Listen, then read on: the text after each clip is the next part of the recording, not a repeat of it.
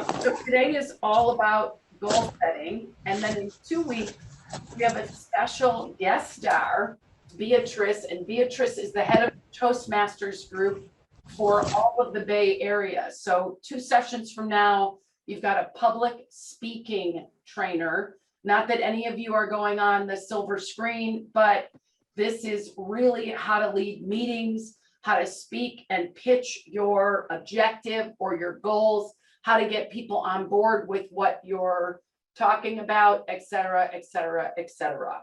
So before we get into goal setting, I'd like to go backwards 2 weeks and just have people share what you've done since then, what's resonating since the beginning of this training, what's sticking, what's concerning to you. I did get your surveys.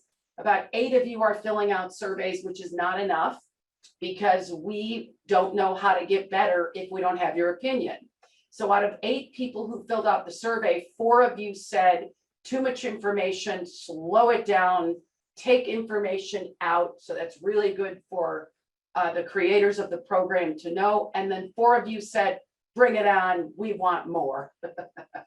So you can see that that's a little, what do we do about that? So we got a 50-50 split. So what we're going to offer you is we're going to guide you to fill out your surveys. And if you fill out the survey, we will pick every week you fill out the survey, you'll be put into a drawing and you'll get a coaching session. One of you will get a coaching session with one of our executive coaches. So hopefully that will encourage you to fill out the survey. But we really do need to know if it's too much content. It's easier for me to take half of it out and go deeper with you. If it's not enough content, we need to know that too, okay? So I'd like to take, 5 minutes. What are you learning so far? What's sticking with you? And or what's not working? What do you want us to improve? It's all about the relationship with the self, which is what we're going to talk about next. So I think I've introduced this model to you, but now we're going to really introduce it. And this is the co-active leadership model. Looks a little different than the last time you saw it, but it's the leader within, which is what we've been working on the last 3 sessions. And now we're moving to the leader from the front. The leader from the front is the person stepping out and saying where we're going. This is what needs to happen with high jump. This is what needs to happen in HR. This is what needs to happen with our strategy. This is what needs to happen in sales. This is what needs to happen in purchasing. And then enrolls the people, the boss, the coworkers, whoever it is, enrolls those people into joining the cause. That's the leader from the front. Now, co-active leadership means something different than just leadership. Co-active, the active is what y'all at PACE are really good at. It's taking action. It's doing work. It's left up to its own devices. Action could lead to an adrenaline bias, to a task focus. Let's get the work done. The reason it's not just active leadership is because when we are only in action and we are not in which I will explain in a minute, we're doing machines. And when we're doing machines, we're like running on the treadmill and all we're doing is picking up what's in front of us. So we become task biased. When we're task biased, go back to your IMX debrief. When you're task biased, you miss the big picture. You're so busy working on particles that you don't say, well, wait a second. Am I paying attention to our mission? Am I treating people congruent with our values? Am I thinking like a leader? Am I thinking holistically, or am I just trying to move this task out of the way? It's like if you're building a house and you don't have a rock solid foundation, you're in trouble in California, and in most places, you're in trouble. So the foundation is, am I paying attention to our anchors? Am I paying attention to our values? And am I operating aligned with our mission? And when I'm working on tasks, do they feed up into the big picture? Do they make a difference? So the in co-active leadership is about who you're being. Your relationship with the self is where it begins, and we've covered that, but now it's who you're being with others. Are you being somebody they want to listen to? Are you a complaint waiting to happen, a gripe that they don't want to hear, or are you a contribution? Hey, you know this problem we're having? I have this idea. Can I pitch it to you for 3 minutes and then you can tell me what you like or don't like? So the in co-active leadership is the art of being. And today we're going to talk about the art of being for you, because before you can create a vision for your department or your career or your company, you have to have a clear vision for you. And so co-active, whether it's from the front, side, behind, or the field, is the being and the doing of leadership. And it takes both. And if you want to learn what not to do, look at the people in your organization that you would never ever want to be like, and write down why. There's enough, there's 1,300 people over there. There's enough people you don't want to be like. And then write down, here's what the people I want to emulate, how they behave. This is how they operate. This is how they address people. So the thing about being is you're either being a contribution in most cases, or you're being stagnant, or you're being a complaint. So on the 7 levels, you're either above the line, you're either in limbo, or you're something's wrong. And to the degree that you spend your time above the line, being a contribution, being of service, being used up for your greater good, that's the degree you're going to be happy in your career. So leading from the front is really taking people with you in service of being a contribution. It's having a purpose. So all of you, look at the role you play right now, including Vivian. What's the role you play, and what would being on purpose look like? Take a pen and just take a note on either your handout or your journal. Do you have a purpose for your role? Purpose is not tasks. Do not put tasks on the list. Anybody can do a task. That's not what this is about. What's the direction that you're going towards? If you don't know the direction your department is going towards, maybe you're part of creating that. So for your department, for your role, what is the purpose? A couple people share what they have. It doesn't have to be perfect. It's a start. Because often we're the ones who create the change that other people are being asked to do. So Jenna, for you, but also for everybody else, here's my purpose. My question for you is I'm in a leadership training, and I'm looking for feedback on how I can raise my level of effectiveness, not my performance, my level of effectiveness. Can you tell me, with regards to this purpose, what works about my leadership? And can you tell me what one thing I could improve going forward? Your true friends will tell you the truth. And when I say friends, I'm being a little cheeky. People who say everything is great, you're wonderful, they're not telling the truth. All human beings can get better. So thank you, Jenna, for going. Anyone else for a purpose? So find a way in your purpose to bring in that serve, because you want it, it's there, it was just after. And so this is for everybody, not just her. If you've got the purpose, but the service is after, it will also be an afterthought for you subliminally. It won't be at the forefront of your behavior. So then the next thing you can say is you interview your people. So thank you. Okay, next is direction. What needs to be improved in your area? What direction are you going in? Are you standing still, waiting for someone to come? By the way, no one's coming, ever. No one's coming, only you. What direction are you taking your department? Where are the holes in the department that you want to lead or at least be part of the solution? So I'm going to go back to you, Jenna, and then it's Krista, right? So Jenna, what's the direction you want to take the department? Whether you're the chief or not, you're part of the team.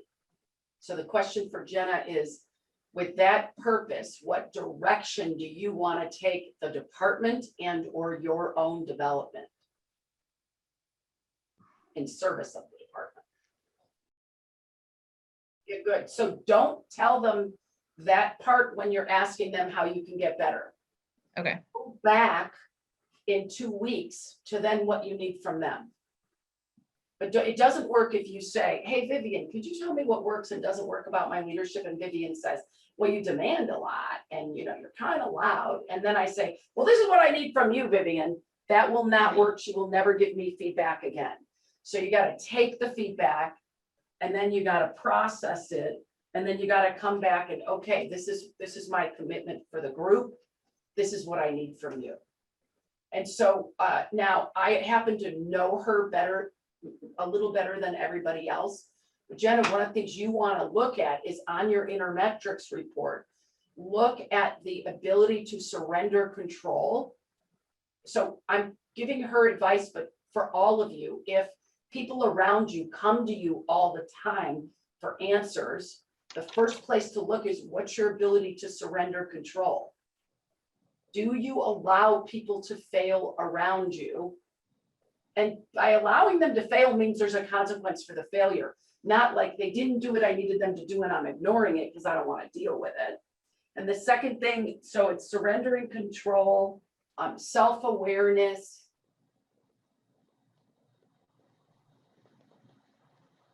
and the combination of empathy and practical thinking. Because whether you're great at that or not great at that, those things will need to be in place for you to bring up the folks in the department. Because if they've been taskmongers, do this, do that, do this, do that, do this, do that, and they don't own anything, you're asking them to completely change. And the only way they will change is if you change first. Does that make sense? Yeah. Really good. Thank you for being courageous. Krista, what's the direction you want to take? This is what empowerment looks like. You want the job? This is what's required. Bam, bam, bam, bam. And we review that quarterly. And we'll do everything to help you take responsibility, but you got to own it because there's only one of me. And you see, the thing is, ladies, we will all get old faster than we wanted to if we have to hold all the details for all the decisions.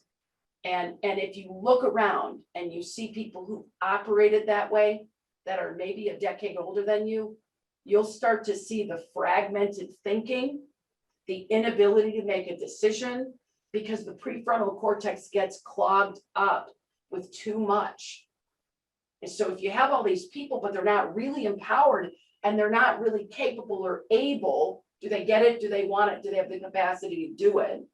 And are you holding them to account? You just won't be able to ever be strategic, ever. So right now, it's just good that you're both noticing, oh, if I choose that direction, there's a journey. And it's a long journey, but why not? Face it, admit it, set the stage, and roll them, which is our next point, into why things need to change. Because shoot, if you're here, whatever it took to get you here is insufficient to get you there. Even as a company, if the company wants to be here, well, you certainly can't have non-working technology or something from 1948 that's in your background. You have to raise everybody up. And then there's a conversation to have with people. Who wants this? Who's looking for empowerment? Some people on both of your teams don't want to be empowered, and you have to be willing to deal with that.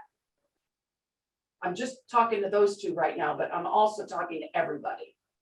You get, there's some people that don't want it, and there's some people that have been craving it, right? Not everybody wants to be responsible for all that works and all that doesn't, but most people do. Most people seek self-actualization in their work. Most people that are adults and are there for the right reasons will say, I want you to let go. You're the problem, Krista. You're the problem, Jenna. You're the problem, Dominique. If they have the courage, they'll say, give that to me. Let me have it. But there are some people who they're just comfortable with you doing their work for them, because they don't have to be responsible. So you have to determine that. But before you can even determine that, you have to enroll them in what's possible for their career of taking this to the next level. So we're going to put you in a breakout room, and you're going to share with your partner. Let's just do a generic breakout room this time. 2 people. Share with your partner what's your purpose for your department. And if you don't run a department, then for your leadership or the area you run, and what direction needs to happen to move you from where you are to where you want to go. And then next is, who do you need to enroll in this process or this direction? And enrollment, the definition of enrollment is causing a possibility to be present so they are excited about the change. They are eating it up. They want it, and they will help you because it helps themselves. That's enrollment. And then the next bullet here is alignment. What needs to happen to move forward? What's the first step that needs to happen to move forward? For some of you folks, like Jenna, I'm not sure, Krista, about you, but I know HR, they need job descriptions. Nobody knows what they're responsible for. Everyone's kind of responsible for everything, says them. And that might be your departments too. I don't know. But you don't need a full-blown job description, but you do need key performance indicators. How do you measure? It's easy in sales. Those of you that are in sales, you got to make X amount of sales. But in other departments, it's hard. So what can you align on? What goals will you set now that moves that direction forward? That's all leader from the front. I got a purpose. This is where I'm going. Here's who's coming along with me. This is what we're working towards. Specific goals. And then what do you need to do to continue to engage people in playing this game with you? Because everyone says yes in the beginning. Oh my God, it sounds so great. And then the software is released and it's not working and everybody's pissed. And then the human being is much more comfortable complaining. And when I complain, and then I complain to Melanie, then me and Melanie complain to Dominique, then me, Melanie, and Dominique complain to Corey, and now we got a whole group of people who are pissed off. How well does that work, you think, with change? It doesn't. So we need to understand, how are we going to keep people engaged in making these changes as we go along? Because left up to their own devices, it's easier just to look at what's not working. So before we put you in breakout rooms, a couple of people tell me what you're hearing who have not shared about the leader from the front. What's required? I'll share. I'm hearing that it needs to be somebody who's kind of taking a big picture view, looking at the purpose for the organization and seeing the direction, but not only that, taking it to the next level and getting other people involved and aligned with the vision and continuing to stay engaged with the vision and the direction that the leaders set out there. Yeah, regardless of what's going wrong. Mm-hmm. And, you know, and you, in this case, it's Catherine, right? You are the leader that's setting that purpose. You are. You don't need permission. You already have permission. You've been invited to this training. That's your permission.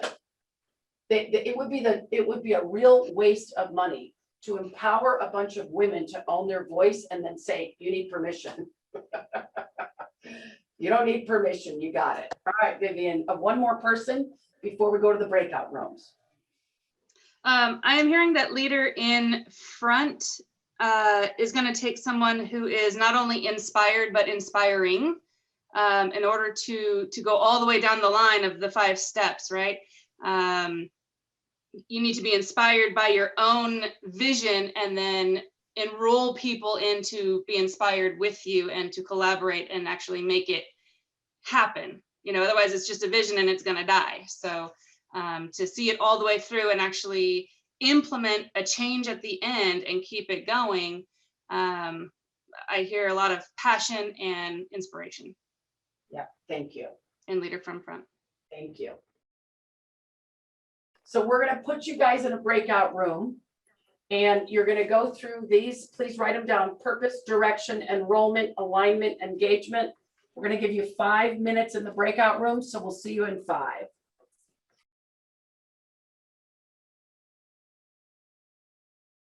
Okay, so keep that, the leader from the front, in mind, but now we're going to talk again about you.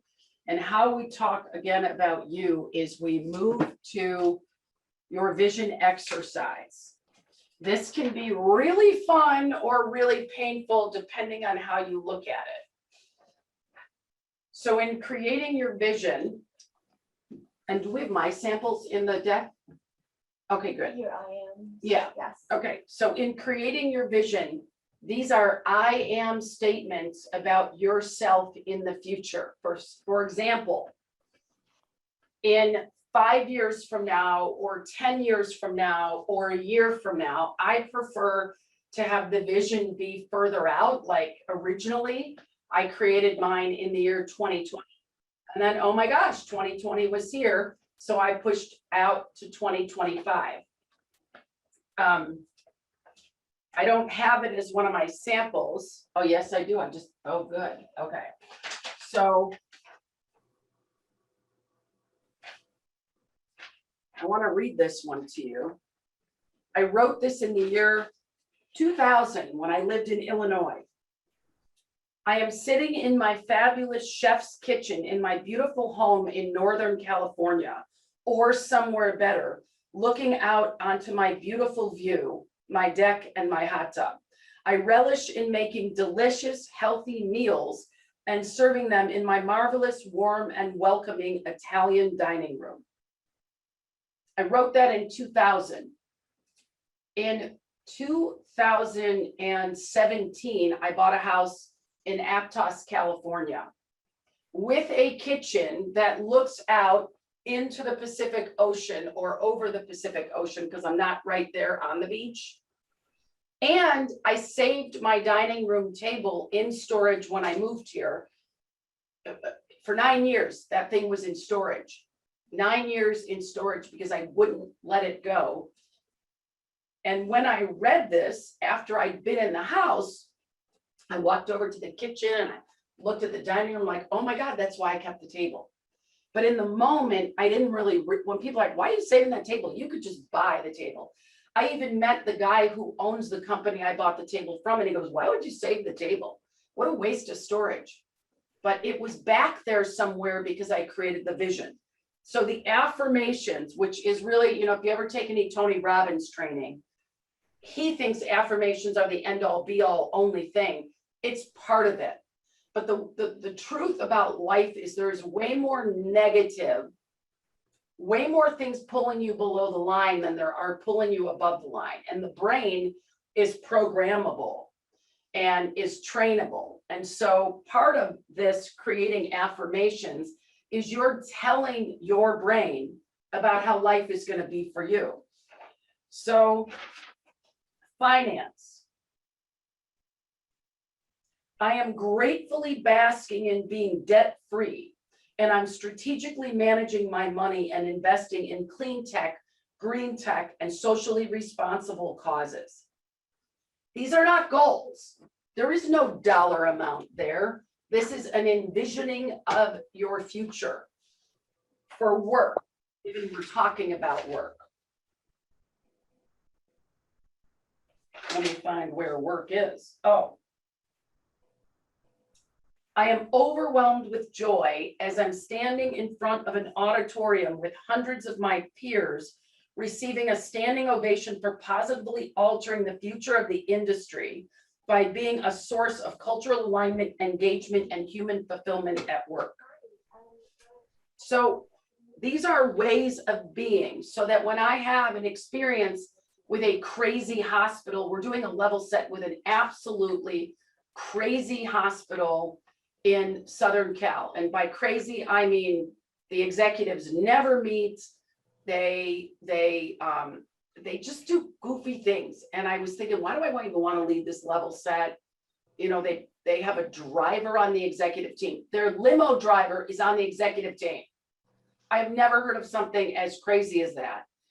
But I go back to the affirmational vision and I get out of my head and I get into the game. And if they think their limo driver is part of the executive team, that's their choice. That's not my choice. I need to get over my righteousness, my judgmentalism, whatever it is, because this is what I'm living for. So why do you think we have affirmations? Why are affirmations important to us in moving ourselves forward? Anyone? Maybe it's to remind us and not lose ourselves. Yep. Yep. It'll eventually become reality if you realize it now, and that's where you're headed. Yep. It gives us something to focus on when we can get off track. Yes, and if you're human, you get off track. It's normal. How many people do you think every January sign up for health clubs and diet programs? 90% of the population. And then, you know, by March 1st, nobody's in the health club. Maybe now this March, next March 1st will be different because of COVID, people want to get back. So elements of writing affirmations, they are to catalyze a change within you. They're to accomplish a challenge. So for me, you know, I most of you know this, but I started my career in recruiting and search. And in all the work that I did around that, I got super curious and went back to school for organizational development. Then when I went back to school for coaching and then leadership and then culture and then change management. And the affirmations that I have are all about pulling me forward into that world. Because I have a foot in every camp. I've run a business, I've been a CEO, I've been in recruiting, I've helped hundreds of companies find people, I've seen good people leave bad companies, I've seen bad people leave good companies, I've seen good people leave good companies, and I can make a difference. I can make a difference more than most. But left up to my own devices, honest to God, I'd rather sit upstairs, look out the window and coach people all day. Because if I write a book and then it's not great, then I got to deal with the consequence of being a failure, right? If I write a book and then somebody brings me on a talk show and then tells me something is wrong with my book, now I'm publicly humiliated. That's how my brain works. So I'm better off just standing way in the background and letting somebody else do it, or stepping up and saying, if it's to be, it's to me. So the 4 C's of writing affirmations. It's got to catalyze a future you want. It's got to be accomplishing a challenge. You're making a choice to go for it, and it describes your contribution. So I talked about money. I didn't talk about how rich I want to be. I talked about what I'm going to do with money when I have it. I've got another one for family, because I think that without talking about family and relationships, we're not doing our job. We take time to nurture our family by participating in events and activities that bring us together. I'm nurtured by my relationship with all 3 sons. I have a growing solid unit of healthy girlfriends who live their life with integrity and passion. We make time to travel, or spend girl time together. We guide each other and are there for each other. So the whole thing, this whole affirmation, and we've given you lots of different categories. It's about living life on purpose. So catalyzation is about creating the future that you want to see, describing how it feels when you're there. It's got to give you evocative words that strike an emotion within you. And like I said, it's got to be accomplishing something that's important. If fitness and health is important to you, I know I have fitness here somewhere. Oh, here it is. I am loving living inside my sexy body. I am in excellent physical condition. I am lean, strong, and fit. I am speaking about life as it's in the present right now. I am delighted. This gets a little corny, but it's for me, right? I'm sharing it with you, but I am delighted as I choke myself to death, as I see my beautiful skin and happy, healthy smile. I have excellent digestion and brain fluid clarity. My energy's high and my breathing is clear. I have asthma. So I'm creating a future without asthma. But I'm not saying I'm creating a future without asthma. I'm saying my energy is high and my breathing is clear. I know from the brain work that I do that if I take on too much, Jenna and Krista, if I take on too much, I won't have brain fluid clarity.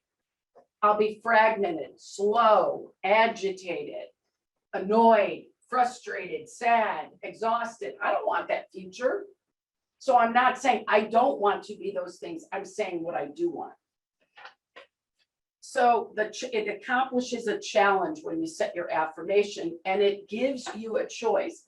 And then what contribution do you want to make? This is a picture of money, but not everybody needs money to make a contribution. Sometimes your contribution is social service or social contribution or some of the other things we've been talking about. What difference will it make for you to have these accomplished? So in writing affirmations, put your vision in words that inspire you. Imagine living that vision and then write it. So it's going to take something. You're going to have to allow yourself to go beyond getting off of an invisible color that takes you down 20 years to the future. Now you're actually describing every element of your life in the future. Challenge, write a concise statement of what you need to break through to live congruently with your vision. What breakthroughs do you need to have in terms of your physical well-being, in terms of how you hold yourself as a leader, in terms of the way you eat, the way you exercise, the way you relate to your children or your parents, the way you relate to your spouse. And if you don't have a spouse, what kind of relationship do you want with your partner? If you don't have a partner, what kind of relationship would you have if you had the right partner? And then next is, so using action verbs, describe the action you'll take. What will you do and how? It's a declaration of what it's gonna take to get you from where you are to where you are. So for Jenna, might be, I take bold action to help people step into full empowerment. For Krista, it might be, I don't know you well enough, so I'm gonna make it up.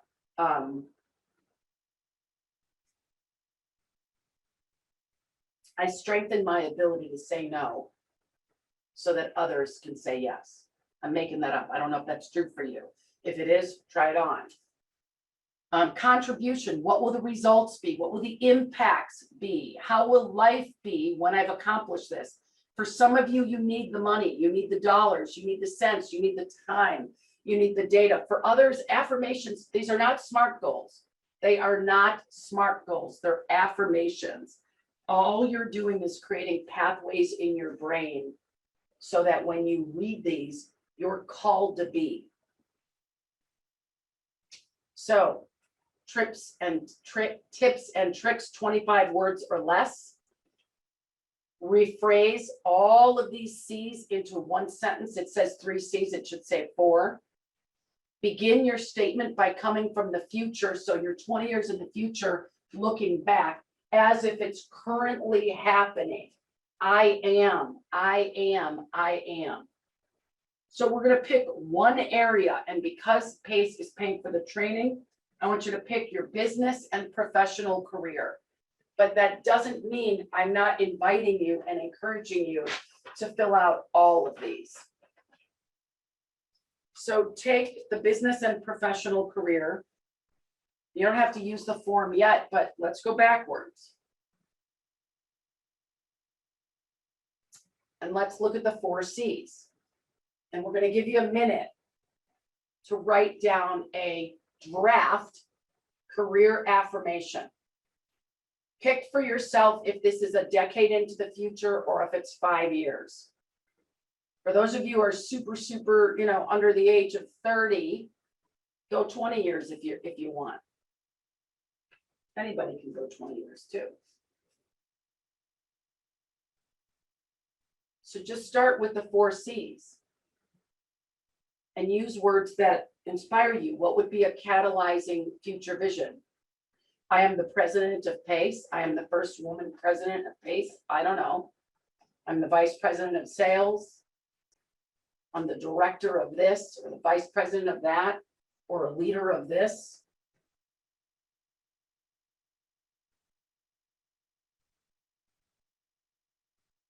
And what would you be breaking through to have that? So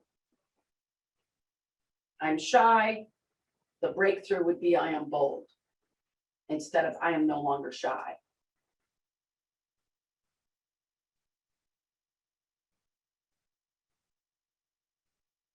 I lead the credit department. And if that's not your long-term goal, Krista, then what is? What is an affirmation? What else are you leading? And how does this impact the organization? So let's say I'm a future VP of people.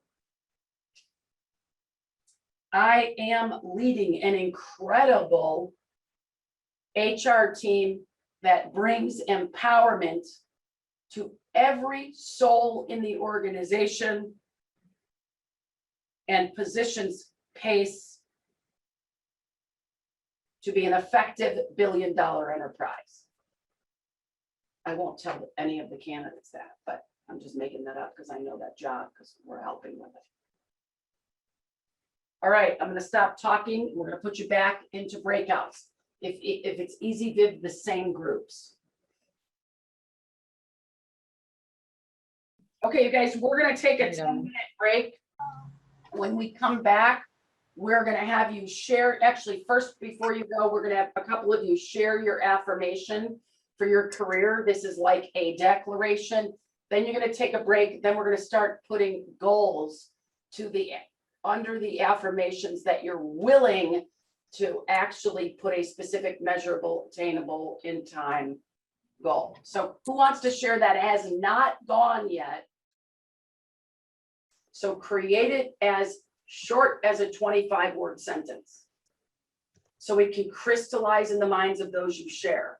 And then the other thing I want to address is I always thought it was more humble not to share my story. How many of you share that thought? That it's better just to keep the journey to yourself. And what she's seeing is actually through her sharing her own vulnerability, they get to see, hey, wow, that's where you started, and this is where you are now. I want to be like Charity. Excellent work. Just shorten it up, okay? Shorten it up and then make sure every single person you talk to, you share that after. Everyone at work, you share that. Great work. Who else? The interesting thing about people who succeed in life, like at mass scale, they recognize an opportunity, they pitch the solution, and then they create an opportunity around the solution. That's how startups get started. You are the CEO of your own startup. Your company needs your leadership now. So whether it's Charity or Dominique or Jenna or Krista or whoever, what's needed and what's needed now, and how can you be the solution to that problem? If you start showing up with, I'm noticing we have a problem. This is my future envision, my future affirmation. But the reality is, right now, I could contribute here, here, and here. Can I do that? Here's my idea. Here's what I'm going to do. This is what I want to implement. Can I have a green light? That's leadership. That's creating an opportunity for yourself. That's entrepreneurialism. Please do not wait for someone to post a job and then say, oh, I should apply for that. That's too late already. Start doing what the guys do. They go golfing. They socialize their ideas on the golf course. They socialize their ideas at the bar. They socialize their ideas while they're sitting around waiting for a meeting to begin. Nobody's waiting for permission to self-promote in the male species. Most of them are not. Few are. And you got somebody who doesn't have as big a vision as you do, then share publicly. I think you guys should create a company newsletter. It should come out of this group, not waiting for anybody. And start talking about what's going on. Am I overwhelming you? You all look like you're stunned a little bit. Anyway, all right, we're moving to goal setting. So goals, they need to be specific. They need to be measurable. They need to be attainable. That means like realistic. They need to be resonant in your heart, or you won't do it. So I never allow anybody I'm coaching to say, I'm going to lose 30 pounds. Because that's a double negative in the brain. No brain wants to lose anything. No, I'm going to be lean, strong, and fit. So when I get up in the morning and I don't want to do my push-ups and Spirit's standing over me like with his stupid junk in my face, I'm still doing those push-ups because I choose to be lean, strong, and fit. But if it was in service of losing pounds, I don't want to lose pounds. And I would like to be in a size 6. So that's what I say. I am a size 6. And I created that when I was an 8. And now I don't even have to work at being a 6, but I think it's also because they made the sizes smaller so women would spend more money. Does anybody but me think they do that? Yes. Everyone's like, Oh, vein sizing, yeah, vein is vanity sizing. well, I'm a culprit of vanity sizing. Okay, so when you're setting goals, the goals that you're setting for work need to take into consideration the whole system. What do you mean, Manshi, the whole system? It needs to take into consideration, how does this goal affect the people? How does the people being affected, how does this goal affect the work we're doing? How is it going to make us more efficient? Don't just say it's more efficient in your affirmation, but what are you going to do and how exactly will it improve efficiency? How many man hours or woman hours will it save? How many days will it shave off of a process? How will it elevate the people on the team? How will it elevate our ability to get better products faster to our clients or to be of the best value, which is your mission, the highest value to your customers? And third, how does it impact the whole picture? The whole picture, pace, the employees, the shareholders, which are the employees, but even the board, how does it impact the customers? So when you think about systems thinking, think about the forest.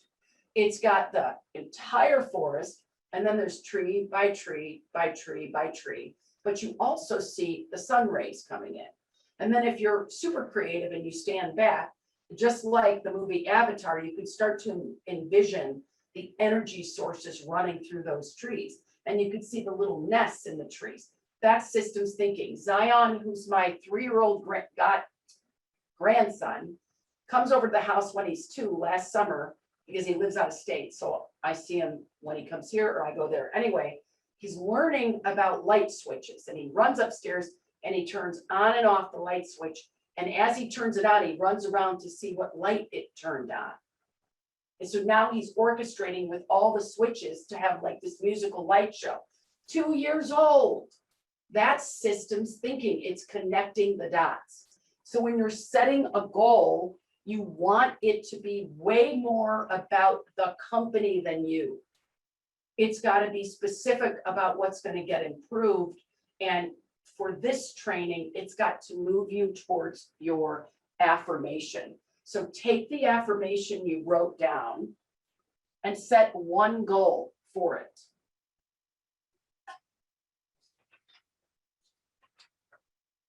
And it wants to be specific, measurable, attainable, resonant, and bound in time. What's one goal you could set? So for charity, it might be the amount of people that you coach, and the profitability that it increases at the branch. Now that's really putting your butt on the line, right? Hey, by the way, I want this job. I think this should be a full-time job and I want to do it. And it's called Director of Field Operations. And I'm going to increase branch profitability for every branch that I'm in by 2%. That's a big commitment. But I'll tell you what, you make a commitment like that, you'll get what you ask for, especially if it impacts the bottom line.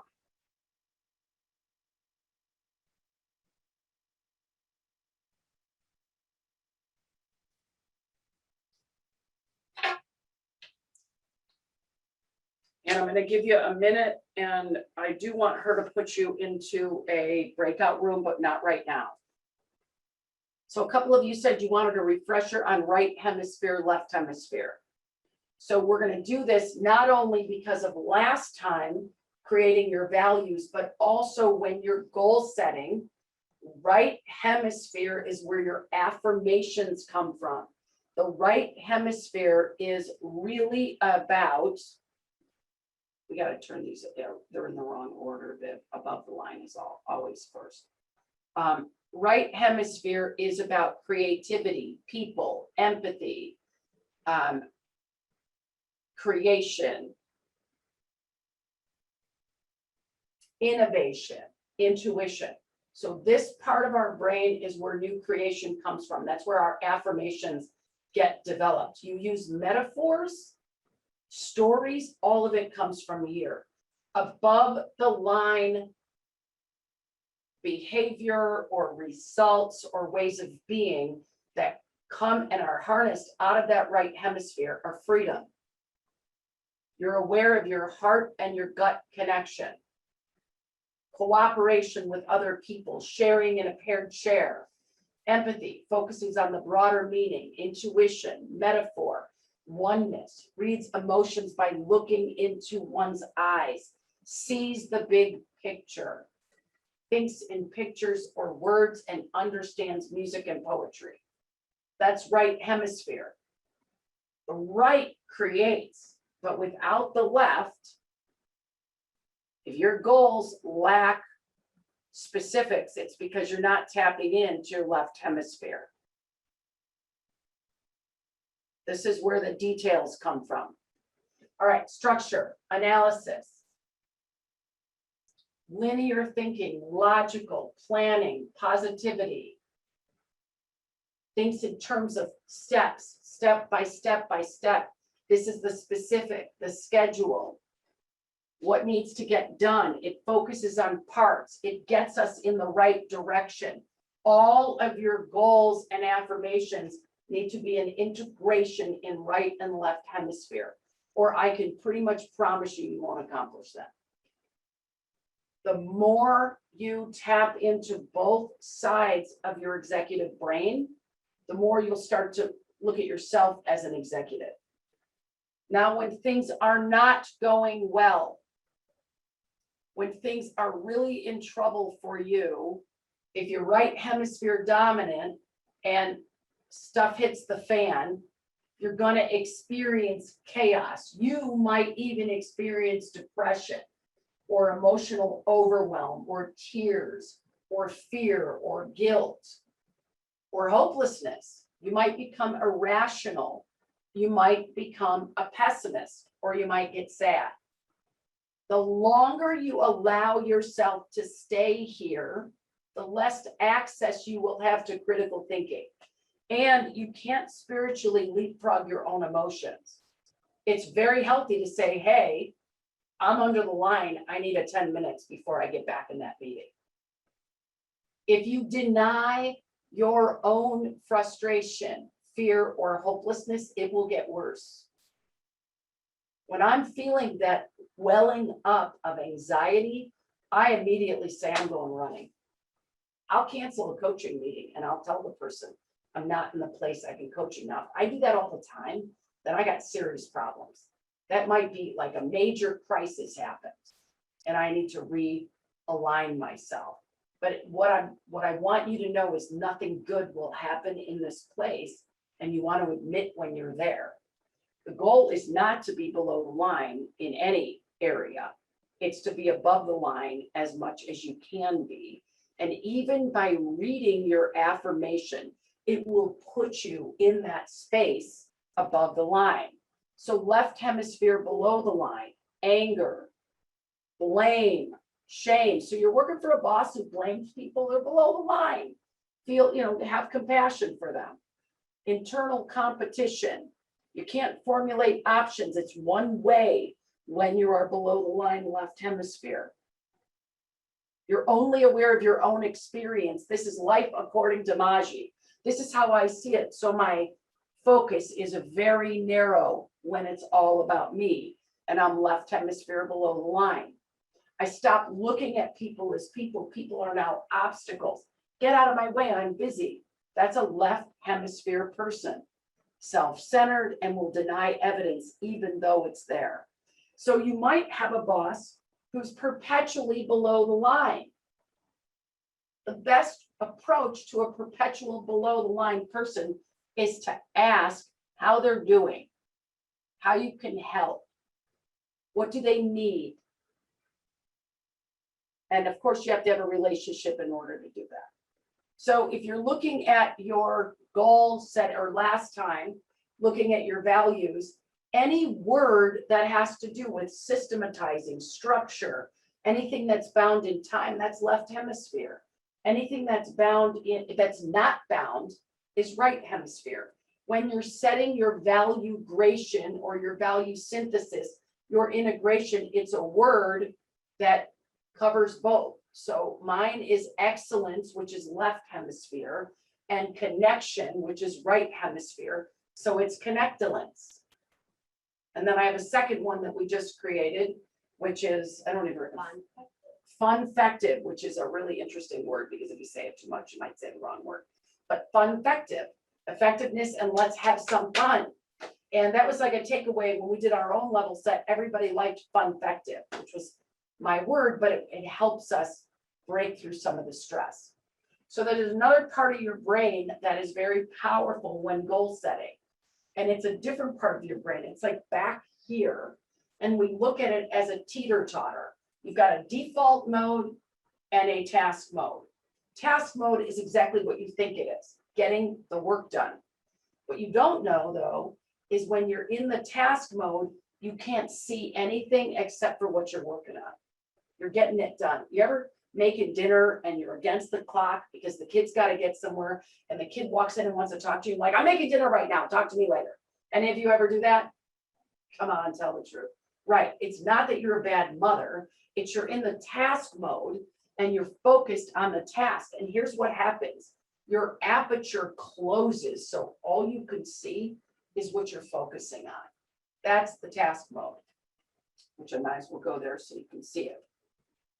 You're actively paying attention, you're into your goal, you're reacting to what needs to happen, you sense it, you taste it, you see it, and you move to it. Very short term in task mode. You're not going to remember what happened 6 months ago or a year ago or 10 years ago. Bad place to be in when you're trying to be in the creative mode. This is where planning, reasoning, it's all task positive network. This is about getting work done. The opposite side, the other side of the teeter-totter is default mode. This is when you're brainstorming, when you're writing affirmations. It's when you're looking at visioning, or you've got a problem, you want to solve it, but you leave the problem and you go for a walk. and you just start thinking about other things, and all of a sudden, that idea comes to you. This is where self-referential thought, introspection, theory of mind, asking what other people think, or gauging, and long-term dreaming and envisioning. So when you're setting goals, we call it crossing the river. And why it's crossing the river is because you want to go, you can't really see the writing. Maybe we'll have to replace the slide for you. But you're crossing the river from default mode to task mode, default mode to task mode, default mode to task mode. So I'm going to demonstrate that with a person. Viv, how much time do we have? Okay, so who has a good, they like their affirmation, but they're not sure about a goal. And I want to walk someone through this so everybody else can learn. So the bottom line with crossing the river is you start with default. This is the dreaming, asking questions. If you cannot read that handout, please let Vivian know. She'll make another one and do something to make the printing darker. But you just cross back and forth, back and forth, back and forth, back and forth. But mostly, this is really about tapping into both parts of the brain. The next thing we want to do with you guys is we want to talk about goal line, soul line. As you are creating your future, just as much emphasis needs to be spent on what do you need to do to nurture your being. This is the yoga, the meditation, the eating right, the exercise. Maybe some of you are into praying, or you're into reading, or you're into donating time and money. But what are you going to do to nurture your soul along the journey? And I'm going to say something that's going to be controversial, but I'm going to say it.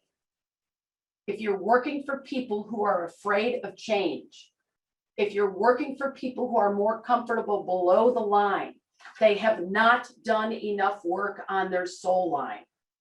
Factoid, that is a fact, that is not a Margaretism. When people are whole, complete, they are taking care of themselves, they see a future, they want to move to the future. When people are hanging on to what they have because they're afraid if they let go, something bad will happen, they haven't taken care of themselves. So the first place, operate with them from compassion. All will be revealed. You take care of you. Work on the soul line. Make a list of at least out of all of these goals for the next 5 years, your goal sheet for the next 5 years. This is the specific goals in every area of your life: finance, business, health and fitness, relationships, personal projects, contribution. You've got your affirmations. This is your default mode. You could see, I color mine and then I cut them up. It's weird that you can't see that. It's see-through. Isn't that crazy?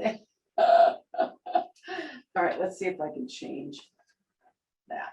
Now you can see them. Oh, because it's showing up blue. Anyway. All right. But these will show up. And then the goals. The goals is task mode, left hemisphere. The affirmations are right hemisphere, default mode. But then it's time for the goal line and soul line. In the goal line and soul line, which I'll just show my PowerPoint, you want to make sure that you're setting the stage on your goals for things that are going to nurture you. And the goal line is things like, I'm going to live in Northern California and buy a house. I'm going to put 10% down on that house. I'm going to get a great interest rate. All those are goals. I'm going to get a 20% increase. I'm going to raise the level of profitability. Goals are tangible, specific. Souls are what I need to do to take care of myself. Next is, and we're going to talk about this more in the neuroplasticity segment, but start to identify. You worked on this with Hildy, but you want to start to identify, okay, Maji, I did all this stuff that you're asking us to do. I did my affirmations. I wrote my goals. It's not happening. Why isn't it happening? We have to find out what triggers you and what's in the way. So you have a handout called that looks like a button, like an easy button, but it's got identify, trigger, the impact, early warning signs. Look at one trigger that you have. When your boss says something, how does that impact you? What does it do to you? Then when you're in that way, how does it impact others? And then we'll go further as we go down the road with this. We will be working on these triggers because it's the triggers that get in your way. Last, I want to go over this best self roadmap. Now, the truth is, guys, most of the people I'm coaching just use the affirmations and the goals. Most of them do not use the soul line, the goal line. That's really from our Ignite Power workshop. Best self roadmap is also for our Ignite Power workshop. Women are more likely to not take care of themselves when they're in a leadership role than men, but it's kind of universal because the job always comes first. The best self roadmap, once you understand your triggers, the best self roadmap helps you move beyond that. So we all have a belief. Some of your beliefs came out when I was talking to you on the camera. So Corey was a great demonstration. Just as she starts down the road of the future, she immediately, oh, he's busy. He's got this, he's got that. It's the wrong time. Maybe all that's true. So then be respectful of how busy he is and say, I'd like to schedule an appointment for you for October.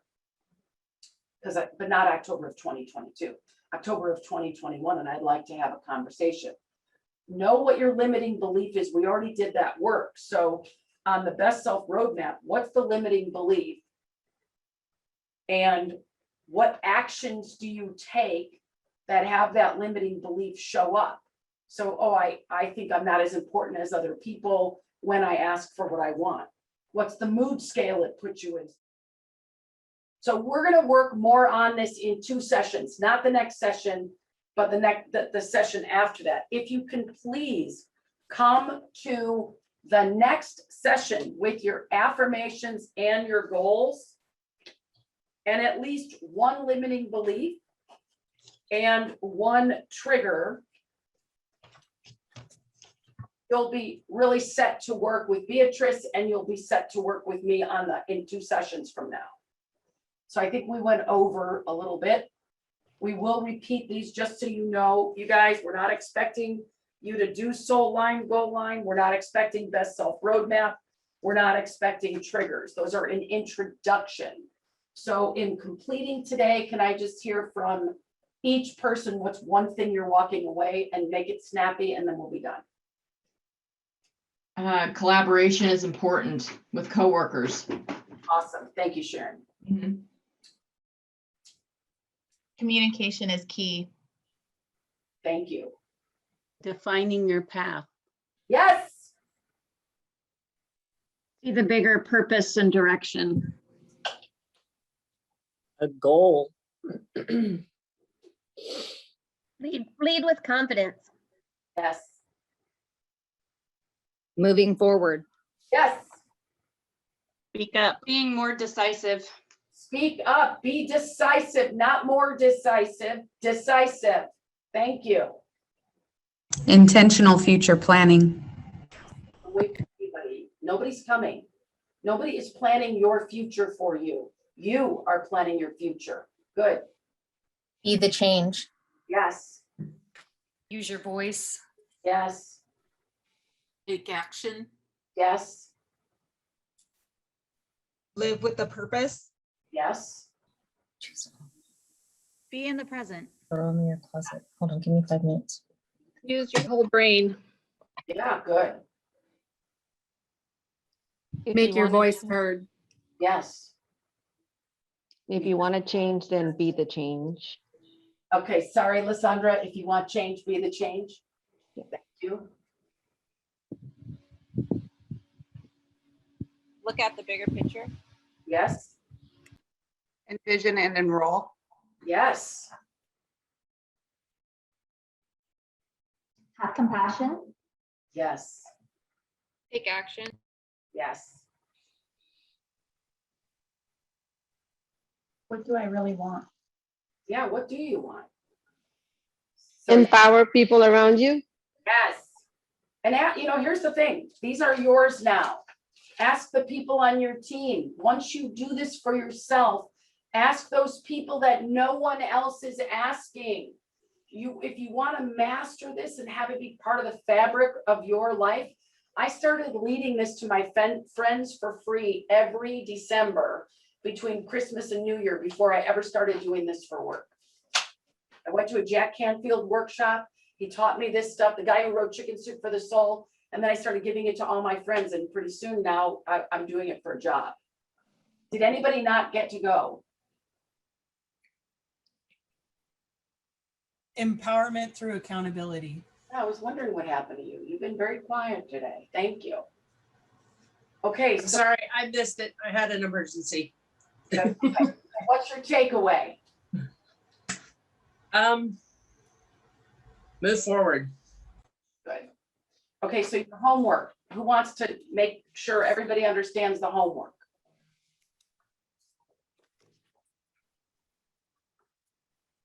With an, With an affirmation. Good. Can that get sent out in an email? That would be really helpful. Yes. Thank you. And we're going with the affirmation. We will have our goals. You will list one trigger and one limiting belief. Thank you. So fill out all the goals, all the affirmations. I would love to get your affirmation for your career for Vivian's workbook. I don't want the rest of the goals. We don't have time to read them all. But I would like your affirmation for your career. This is an excellent handout. It's called Professional Wheel of Life. Very powerful. This is for you to check in on where you are. I would use this. I recommend you do it once a month with your buddy. Some of the stuff we're giving you, we will never have time to go over it with you, but it's pretty self-explanatory. Allows you to see where you are today. I apologize for going over. Thank you for your time, and I'll see you in 4 weeks.